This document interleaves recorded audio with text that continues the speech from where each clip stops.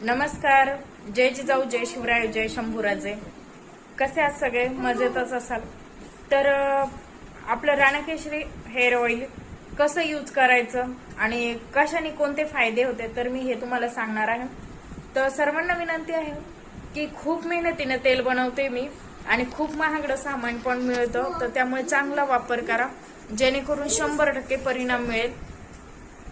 आपल्याला काय करायचंय, सर्व ताईंना केस स्वच्छ धुवून घ्यायचे आणि त्यानंतर रात्री झोपताना तेल पूर्ण केसांना मालिश करायचं आहे आणि मालिश केल्याच्या नंतर दुसऱ्या दिवशी आपल्याला केस धुवून टाकायचे आणि त्यानंतर केस स्वच्छ धुवायचे, पूर्ण दिवसभर सुकू द्यायचे. त्यानंतर रात्री झोपताना तेल लावायचं.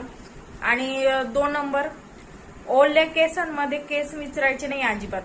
काही काही ताई काय करतात की केस धुतात आणि लगेचच केस विचरतात. तसं करू नका, त्यामुळे आपले मुळं जे असतात तर त्यांना त्रास होतो. म्हणजे कसं असतं, ओले असतात ना, आपण विचरतो ना, त्यामुळे केस गळती चालू होते, तर ते पण नाही करायचंय. आणि काही काही ताई डायरेक्ट ते शॅम्पू जे का ते डायरेक्ट केसांवरती असं हातावर घेतात आणि केसांना चोळतात, ते पण नाही करायचं, ते पण स्किप करायचंय आपल्याला. शॅम्पू आधी पाण्यामध्ये टाकायचा, मिक्स करायचा, त्यानंतरच तो केसांना अप्लाय करायचा आहे.